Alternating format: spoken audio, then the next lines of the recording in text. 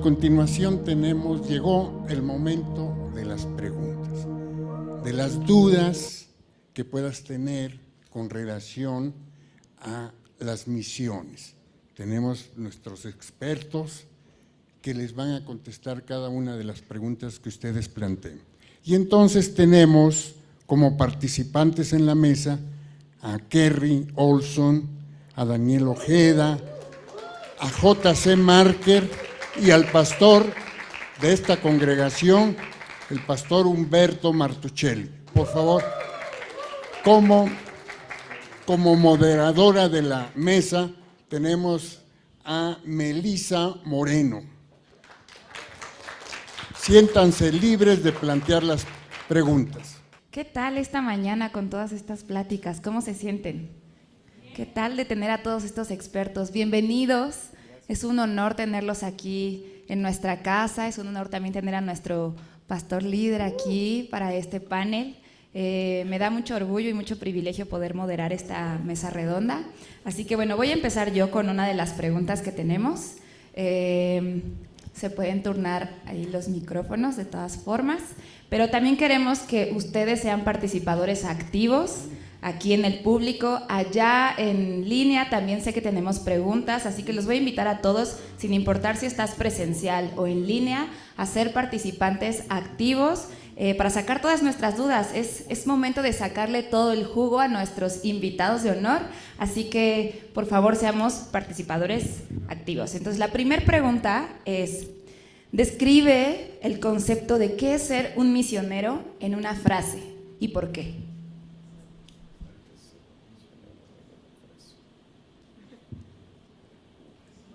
Estuvo difícil la pregunta, ¿verdad? Si no puede ser en una frase, puede ser su concepto, pero que nos digan cuál es el concepto de ser un misionero.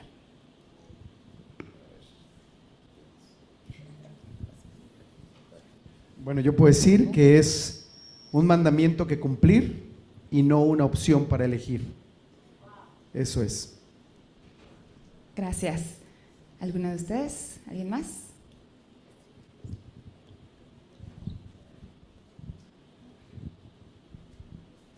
Pues hay muchas maneras de responder, extender el reino de Dios, alcanzar a los no alcanzados. Como dije el día de ayer, pues la diferencia entre evangelismo y misiones siempre es más estratégico, con la pasión del apóstol Pablo de no poner fundamento ajeno. Por eso hago una diferencia entre evangelismo donde ya está la iglesia y misiones donde no está la iglesia. Una anécdota de uno de los presidentes de Cristo para las Naciones, decía algo un poco chistoso. Decía, tenemos el mandato de ir y decir a la gente, Cristo es la respuesta. Ahora, ¿cuál es tu pregunta? Sabemos que Cristo es la respuesta. ¿Alguno de ustedes quiere complementar? Pastor Daniel, Pastor... Por 3 y por 4, dicen los pastores. Se me hace muy, muy importante que podamos hacer esta diferencia que hicieron ayer entre misiones y evangelismo. Creo que es algo que de pronto no tenemos la diferencia en mente. Y ayer a mí me voló la cabeza justo cuando hablaban precisamente de la diferencia entre misiones y evangelismo, como el ser un misionero es hacer algo transcultural, ¿no? No es, aunque no hay niveles de perdidos, pero sí hay personas que son un poco más privilegiadas sin saberlo al tener la información de nuestro Dios a nuestro alrededor, y personas que están completamente aisladas del concepto de Jesús. Entonces eso se me hizo tan importante, y bueno, el concepto de misionero creo que suma algo más. No sé si allá en línea tenemos alguna que queramos compartir o aquí en presencial. Yo siempre les digo, cuando estamos dando una clase, voy a romper la tensión de esto. Cuando no participan, Melissa hace dedocracia. Entonces, no hagamos dedocracia, participen. Yo sí tengo una pregunta. Adelante. ¿O tiene que estar así nada más? No, adelante, adelante. Yo sí tengo una pregunta. ¿Alguien de ustedes ha soñado alguna vez en la vida el salir a un viaje misionero? ¿Alguien me puede levantar la mano? Levanten su mano. o alguien, Dios le ha dicho, pero aún no lo ha hecho, levante la mano. Ok, hay muchos, muy bien. Digo, para saber, hay que ser buenos, ¿cómo se puede decir? Pescadores de misiones. Un hombre de Dios una vez dijo en un congreso, en donde estuve hace una semana, que a veces es más fácil convencer, es más fácil convencer a un musulmán que a un pastor para llevar a personas a las misiones. Entonces, bueno, yo quería saber más o menos cuántos tenían un llamado, ¿no? Muy bien. Wow, eso se me hace es un dato bastante relevante, el que podamos, no seamos iglesia tan duros, hueso tan duro de roer. Entonces, creo que aquí levantamos bastantes la mano, así que ya los tenemos a todos anotados, de los que levantaron la mano para las siguientes misiones, para los siguientes viajes transculturales. Yo sí tengo otra pregunta por acá. ¿Dónde o cuál ustedes creen que es el campo idóneo para hacer misiones, si es que lo hay? Bueno, el campo idóneo es donde estás tú ahorita. O sea, es realmente, yo creo que a veces no nos damos cuenta, pero cuando estamos tan enamorados de Cristo, realmente el producto de ese amor, si estamos hablando desde el punto de vista romántico, pues lo que sientes de esas maripositas que hay aquí se expresa a través de cartas, de estar todo el tiempo en línea, comunicado. Bueno, pues yo a mi esposa, antes de formalizar nuestro matrimonio, yo recuerdo antes de los correos electrónicos y todo, bueno, pues le hacíamos llamadas prolongadísimas de larga distancia porque yo estaba en otro país y bueno, pues enviaba cartas y llegaban cartas y era todo ese amor, ese producto del amor. Y yo creo que definitivamente cuando nosotros estamos enamorados de Jesús, el campo misionero tiene que ser producto del amor, tiene que ser producto de lo que emana de nosotros, porque llevamos el perfume de Cristo.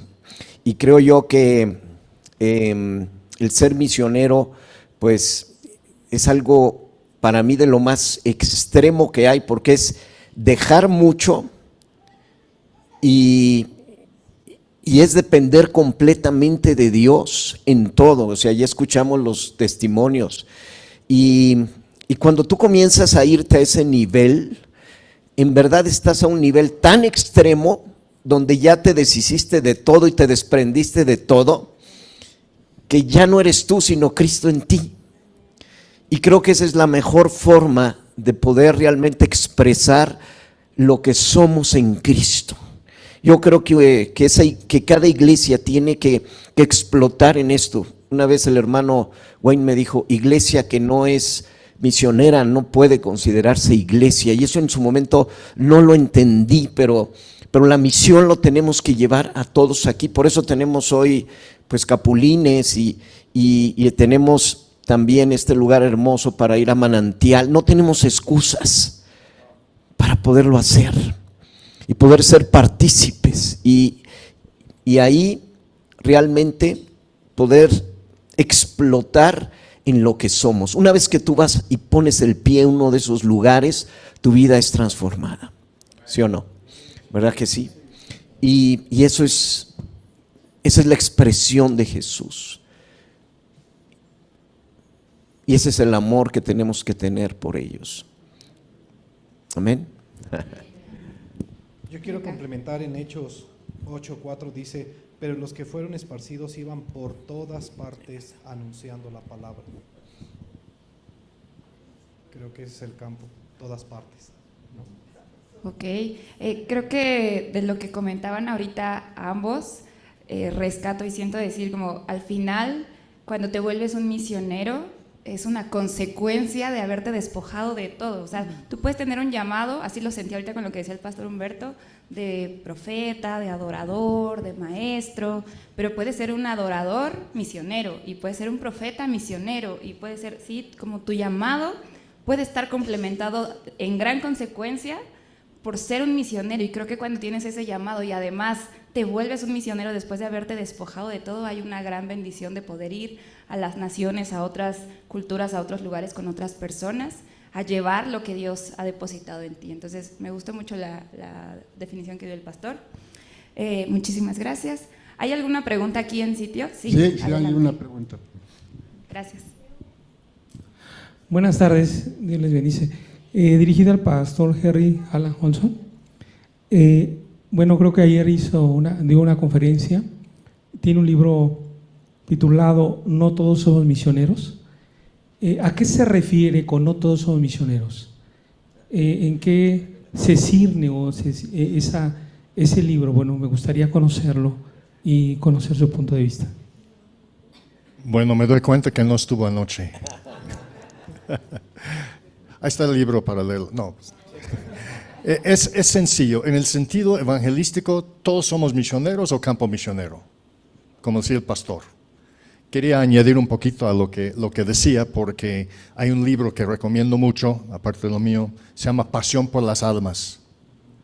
Y allá en ese libro Oswaldo dijo, el amor tiene que estar en primer lugar, no la necesidad. Yo me dedico a la estadística de los grupos indígenas en el mundo, pero el día que no me fijo en la necesidad o no siento la necesidad, ya se muere la pasión en mí. Pero si yo amo a lo que Dios ama, siempre voy a fijarme en los almas perdidos. Pero en cuanto al libro un poquito más, pues en el sentido evangelístico todos somos misioneros o campo misionero, pero en el sentido estratégico transcultural, no todos somos misioneros. No todos aquí van a regresar a sus casas. Bueno, imagínate que no regresas a tu casa hoy y te subes en un avión y regresas a un campo misionero y tienes que aprender otro idioma, dejar su comida, dejar todo lo que conoces aquí en México. En ese sentido, no todos somos misioneros. Probablemente 1 en 100, ojalá que 1 en 100 en cada congregación sea un misionero. Pero son contaditos los que van a dejar a su familia, irse a otro lugar para servir transculturalmente, y en el sentido estratégico también, porque movernos de punto A a punto B no quiere decir que es estratégico.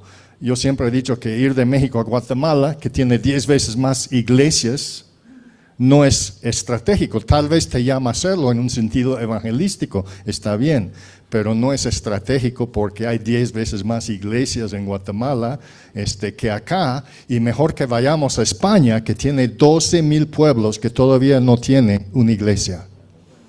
Menos de 2% de la población de España son cristianos, menos, un poquito arriba de 1%, y era mucho menos un par de años atrás.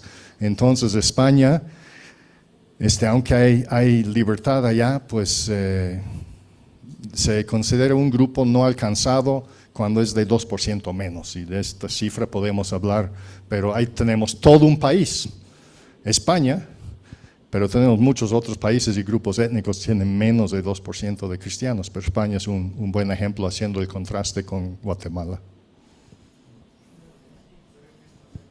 Gracias. Aquí me gustaría complementar, me quedé mucho con esto de hacer movimientos estratégicos. Creo que, y en la mañana lo comentaba el pastor también en su conferencia, en su plática, cómo el estar enamorados de lo que Dios ama, y también hace un rato lo decían, no implica nada más ir a llevar la palabra a donde sea, ¿no? Sino hacer estos movimientos estratégicos para saber específicamente en dónde hace más falta que podamos ir, en dónde hace más falta cristianos arriesgados que estén dispuestos a dejar, ayer creo que alguno de ustedes decía, dejar los tacos y la salsa y todo lo que conocemos, la abundancia que hay en nuestro país, la riqueza de nuestra comida, para llevar la palabra de Dios a las personas que no están rodeadas del concepto de Jesús, que no están rodeadas de la verdad. No es un concepto, sino de la verdad que Dios nos ha dado. Entonces, se me hace también algo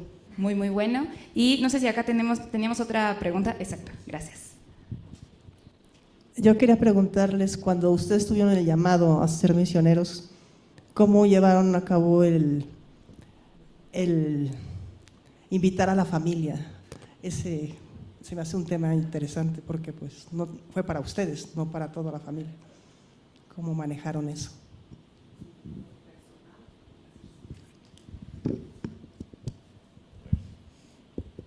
Yo tengo la misma pregunta. Ok, bueno, en el caso mío, bueno, todos los casos son diferentes, pero en el caso mío, yo conocí a mi esposa, la conocí cuando ella llegó así entrando por la iglesia, era su primer día que llegaba a la iglesia, fue mi primer misión. Y o sea, ella llegó a la iglesia, yo vi el día que ella llegó, servimos juntos al Señor, yo le gusté a ella me gustó a mí, pero nunca lo hablamos, nunca lo dijimos, nunca nos mostramos nada, porque sabíamos que no era el tiempo de Dios, estábamos muy chicos, había muchas cosas que hacer en Dios todavía, y si empezábamos una relación, pues obviamente iba a frenar lo que Dios quería. Yo no supe que ella estaba enamorada de mí, yo no supe, ella no sabía que yo estaba enamorado de ella, simplemente servimos a Dios, y cuando se trataba de viajes misioneros, casi siempre estábamos en los mismos grupos. O sea, salíamos con los totonacas, con los mazaguas, salíamos con otomís, salíamos a diferentes lugares en México predicando la palabra, y entonces yo la veía y yo decía, yo quiero a alguien como ella, o sea, alguien que comparta a Dios así, o sea, yo quiero a alguien así, y ella también decía lo mismo, pero nunca nos lo dijimos. Entonces, después de que pasaron varios años, yo dije, creo que ha llegado el tiempo, y entonces yo le propuse matrimonio. O sea, ni siquiera que fuera mi novia, que si se casaba conmigo, aunque yo no sabía si estaba enamorada de mí, y obviamente me dijo que sí, pero cuando nos casamos, inmediatamente nos íbamos a ir a vivir a Ucrania juntos. Entonces ya éramos misioneros, teníamos el mismo llamado, teníamos el mismo todo, ¿no? Y cuando vienen los hijos y empiezan a tener ya 8 años, 9, que tienen que ir a una escuela y que no pueden estar viajando con nosotros y todo eso, cuando eran pequeños sí, o cuando ya estaban grandes también, pero cuando estaban en la época escolar, mi esposa y yo desde que nos casamos sabíamos que eso iba a acontecer. Ella no iba a salir por un tiempo, porque iba a permanecer con los niños. Y entonces eso nos ayudó tanto a que nunca hubo un tú siempre sales, yo siempre me quedo, o sea, ya sabíamos que ese periodo de la vida iba a pasar y entonces lo pasamos increíble. Y así fue nuestro proceso. Amén. Es muy interesante la pregunta porque casi en misiones pareciera o hay la creencia de que también se sacrifica a la familia, pero cuando hay acuerdos puedes funcionar mejor. ¿Cómo lo hacemos nosotros? En lo que yo hago, yo quiero que conozcan un poco el corazón de mi hija, porque ella me ve rodeada de niños y de niñas siempre. Yo todo el tiempo tengo niños y niñas alrededor y ella ve la cercanía, porque para mí es imposible no generar un lazo con los niños que tengo, porque es la manera que les ministramos y se genera la figura paterna en ellos. Entonces, gracias a Dios en esta etapa en la que estamos, a través de un acuerdo, mi esposa y yo hemos podido entender cuál es su parte ahora en el ministerio, en el llamado, que es cuidar el corazón de nuestros hijos, de mis hijos, de Caris y Camilo, y yo tengo que enfocarme en el ministerio. Entonces, ¿cómo se involucra a la familia? Cuando hay un acuerdo y también, pues, siendo claros desde el principio, sabiendo y conociendo el llamado que cada uno tiene, te ayuda muchísimo a prevenir y a cuidar tu matrimonio en el futuro. A mí me ha tocado en estos días ministrar a la hija de un misionero que adoptó a una chica en Indonesia. Adoptó a una chica en Indonesia y el corazón de la hija salió afectado porque ella pensó que no era suficiente para su papá y empezó a cuestionar esta onda de la adopción, de por qué mis papás tuvieron que adoptar, por qué no se fijaron en nosotros, por qué no nos consideraron.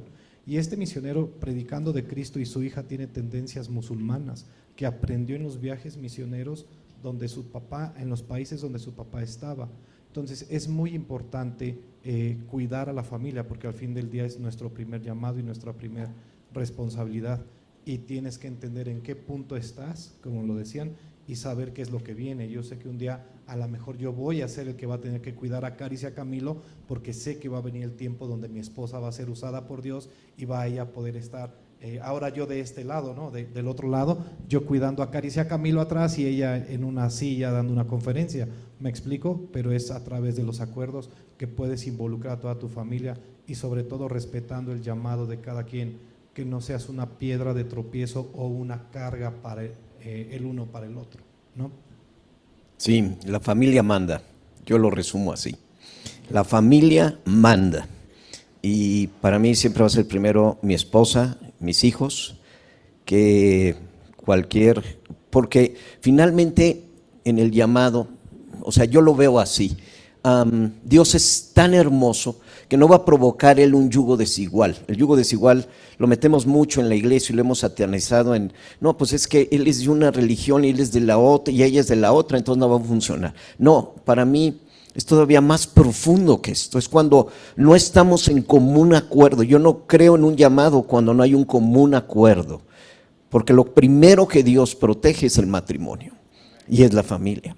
Entonces, eso tiene que tener siempre la prioridad, y si no, pues es o porque no es el tiempo o porque hay algo que hay que trabajar primero, pero el sí como familia, sobre todo cuando ya pues, los hijos crecen, ya es algo que es intrínseco para obedecer, sobre todo llamados donde vas a ir a incluso a otros países, ¿no? Ok, creo. ¿Puedo dar una cita citable del hermano Wayne Myers?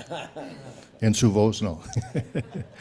Wayne siempre decía, la pequeña iglesia tiene que estar bien si queremos ver la iglesia grande bien.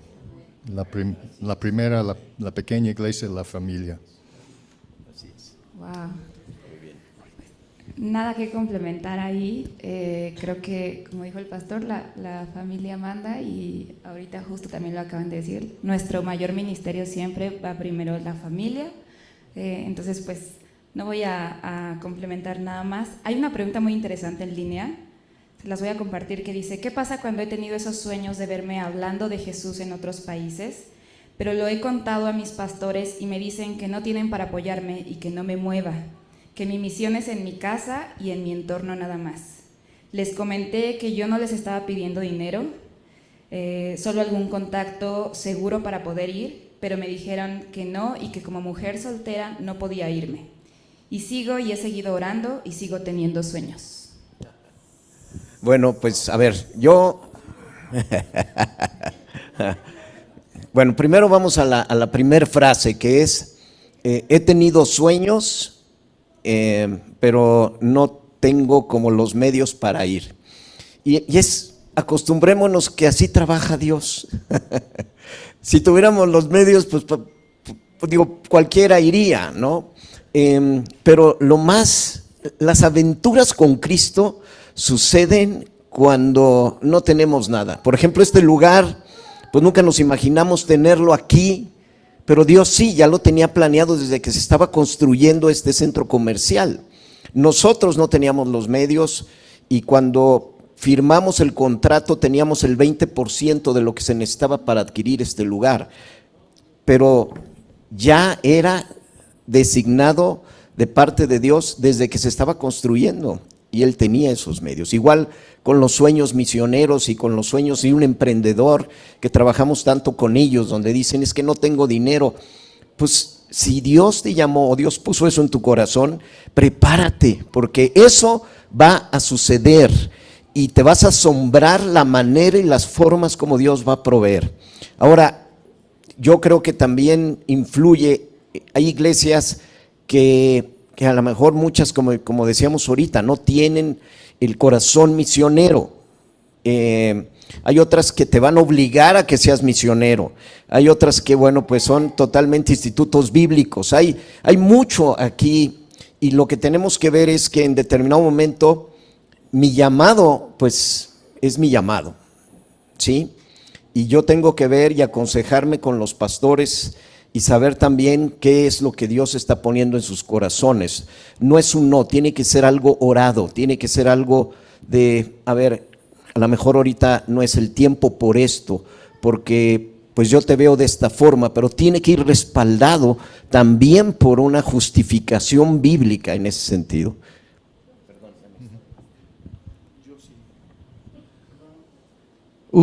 Yo sí tengo algo que comentar de eso. Es un tema muy delicado, creo.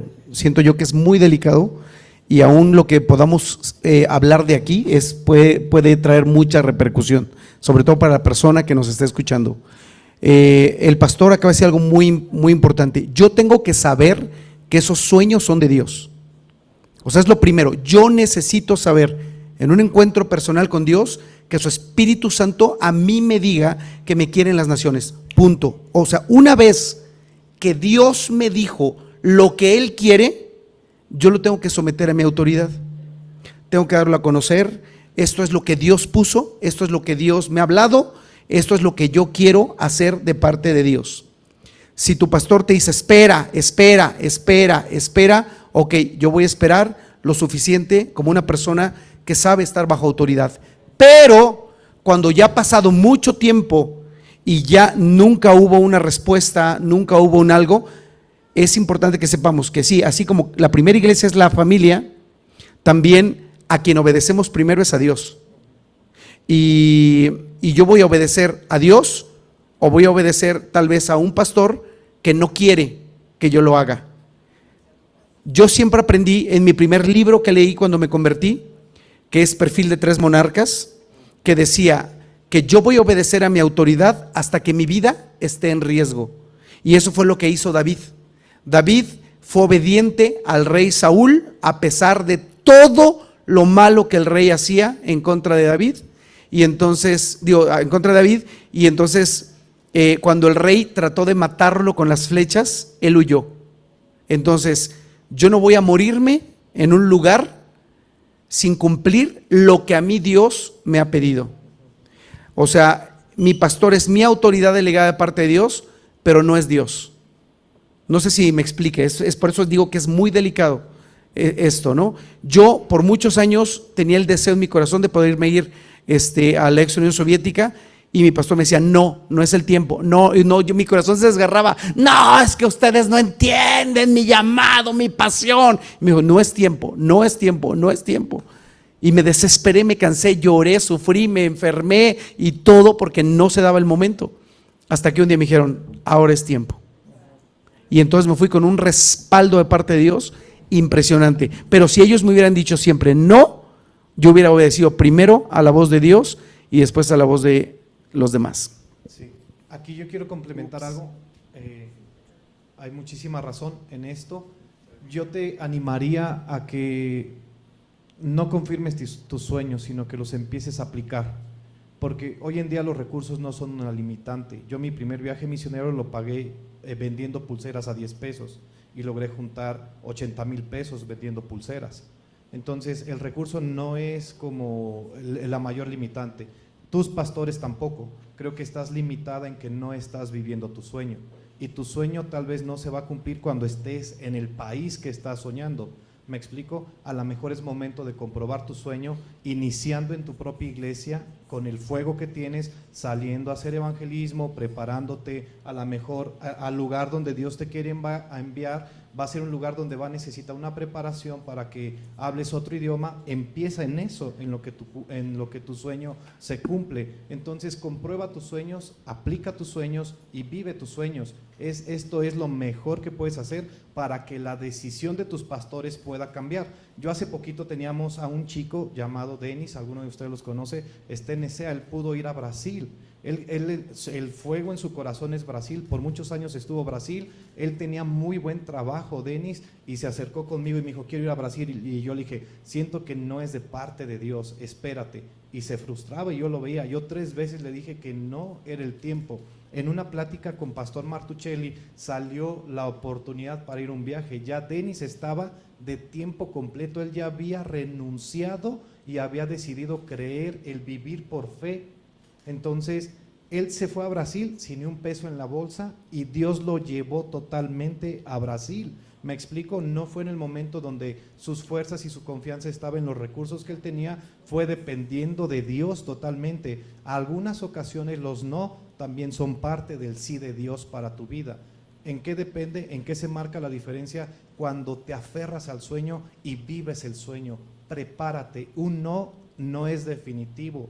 Vive tu sueño, prepárate, equípate, toma cursos y empieza a cambiar tú misma la propia atmósfera en tu iglesia y empieza a contagiar a los demás para que arde esa pasión misionera y tu pastor puede decir, ya lo demostró aquí, sí puede ir a ganar un alma a la India, a China, a todos lados, ya hizo algo aquí, vámonos, iglesia, vamos a vender tacos y vamos a apoyarla y nos comprometemos contigo a mandarte una ofrenda misionera cada mes, pero vive tu sueño, inícialo, ya sabes que es de Dios, lo has tenido repetidamente, aterrízalo, ponlo en lo práctico y vive tu sueño y enciende y contagia a los demás con el fuego por las almas. Eso es lo que yo haría en tu postura, ¿no? Wow, no tienen idea de lo que es estar aquí en medio con todos ellos, escuchando de frente lo que están compartiendo. A mí se me hace brutal esto que acaban de compartir los cuatro. Yo tengo la fortuna de conocer a Denis y de haber ido a ese viaje a Brasil junto con otros chicos, y fue algo maravilloso verlo en ese viaje. Y de lo que acaban de decir los cuatro, creo que es importante resaltar, y ahorita lo decía el pastor Daniel, el poder cumplir ese sueño desde donde estás y poder transformar la atmósfera. Creo que yo lo podría resumir en que la obediencia trae bendición.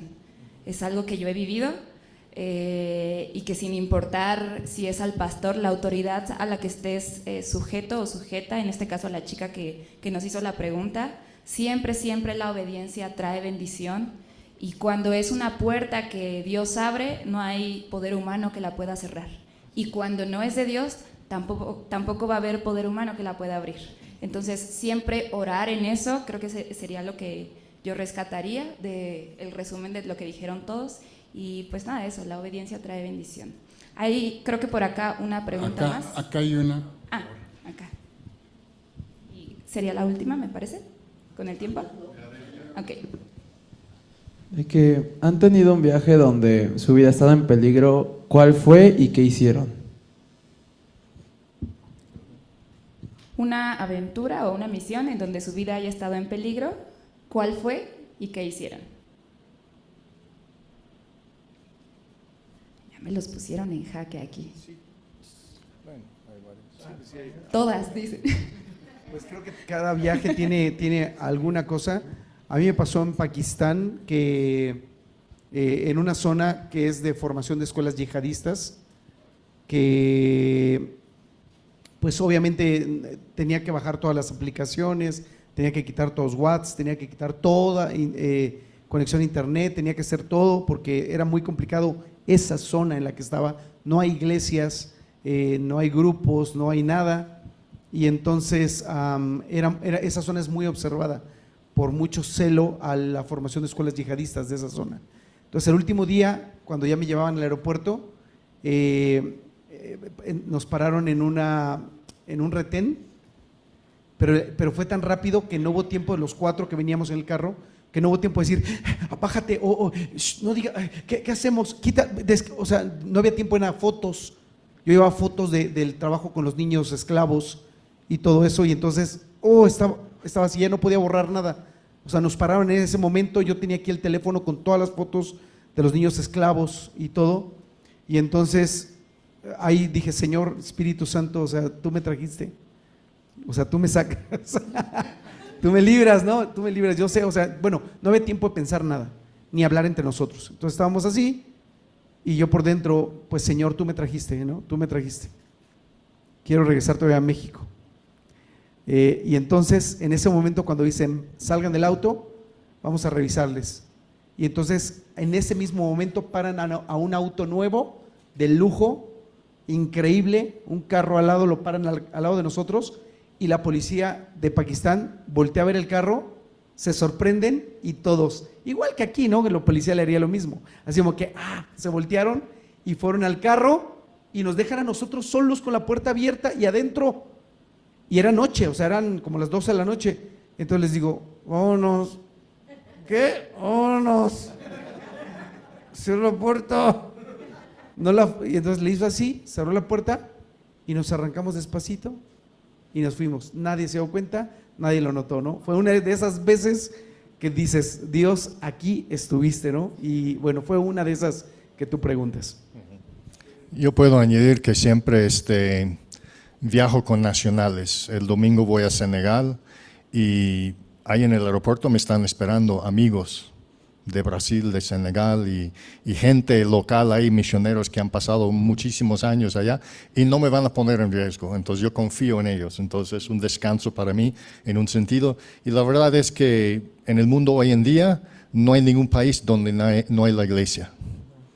Entonces a veces preguntamos cuál es el trabajo de un gringo, a veces preguntamos porque ya misiones para un gringo, yo siempre recomiendo que donde uno vaya, que se pone al lado de la iglesia existente y ayuda a la iglesia con su visión misionera, ¿no? Porque ahorita para los norteamericanos es muy difícil llegar a México y levantar una iglesia, no es estratégico, los mexicanos lo están haciendo. Y si tú vas a trabajar aquí, a menos que sea un grupo indígena como pionero con otros, que son muy pocos que van a hacer esto, ponte al lado de la iglesia local, existente y apoyarles. Muchísimas gracias. Tenemos la última pregunta por acá. Dios les bendiga. Bueno, hay veces lo del tiempo, pues el tiempo es corto y yo creo que ¿a dónde predicar? A donde sea. ¿Cuándo? Hoy. Entonces, como decía el hermano Daniel en la conferencia, el que ama a Dios debe de amar al prójimo, tener misericordia de ello. Hay 7,000 millones de seres humanos que no conocen la palabra de Dios. Tan solo en la ventana 1040, 3,000 millones de seres humanos. Entonces a veces cuando le dicen la joven que espere, pues el tiempo apremia. Y pues resumiendo, diciéndole que si hago un contacto, hermana, pues sí, hay un campamento en Chiapas que se llama Campamento Capernaum, ahí capacitan y pues casi el 80% es patrocinado y ahí los mandan el hermano que va a Senegal, hay misiones en Senegal, en Egipto, los mandan a varias partes. Entonces ahí, el hermano Daniel, él tiene Abel García tiene mi número y podemos contactarlo, los que quieran ir al campamento Capernaum en Chiapas, y ahí los mandan a donde, Ecuador, a Panamá o al África.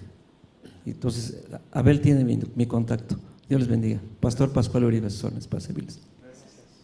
Muchas gracias. Con esto creo que concluimos nuestra mesa redonda. Le damos también muchas gracias a la gente en línea. Se quedaron muchas preguntas por contestar. Yo les dije que empezáramos con muchas preguntas y se tardaron mucho, pero les vamos a compartir esas preguntas para que después le podamos enviar la respuesta a la gente en línea. Les agradecemos tenerlos aquí.